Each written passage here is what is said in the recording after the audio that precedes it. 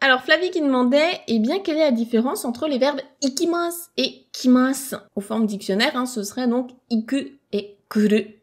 Donc ces deux verbes, la traduction en français, hein, donc ikimasu c'est aller et kimasu c'est venir. Donc iku, aller, kuru, venir. Alors, ce que tu me disais, c'est que en français, je fais pas de différence entre je vais au concert ou je viens au concert.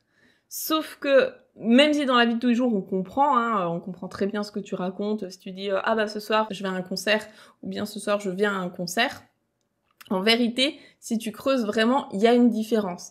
En tout cas, en japonais, il y a très clairement une différence et tu ne peux pas les interchanger.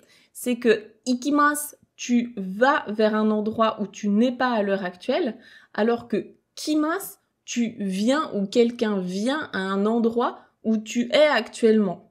Donc, par exemple, si là, t'es chez toi en ce moment et que tu téléphones à une amie, tu peux lui dire est-ce que ce soir tu viens chez moi?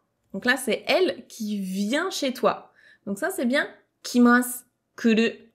Donc par exemple, hein, konban kimasu ka? Est-ce que tu viens ce soir? Konban kuru, forme neutre, est-ce que ce soir tu viens? Alors que ikimasu, c'est vraiment je vais à un endroit où je ne suis pas. Donc si là je suis chez moi en ce moment et que je te dis je vais, je sais pas, au supermarché, eh bien ce sera bien super ni ikimasu, super ni iku.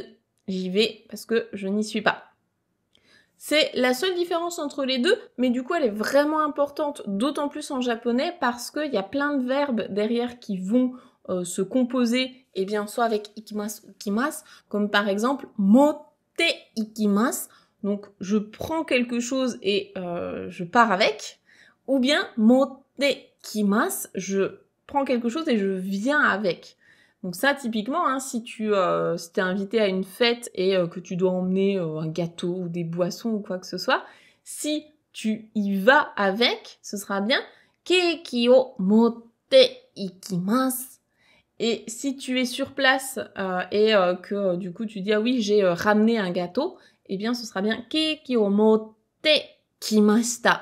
Je suis venue en emmenant un gâteau. Donc c'est vraiment important de faire cette différence en japonais. En français, je pense que c'est un peu plus libre dans le sens où on comprend, même si je pense que c'est une faute aussi en français d'interchanger ces deux verbes. Je pense que les profs de français seraient probablement d'accord là-dessus. Moi, je suis pas prof de français, donc je me dédouane, mais selon moi, il y a quand même une différence entre ces deux verbes. En tout cas, en japonais, c'est obligatoire. Donc fais bien attention à ça.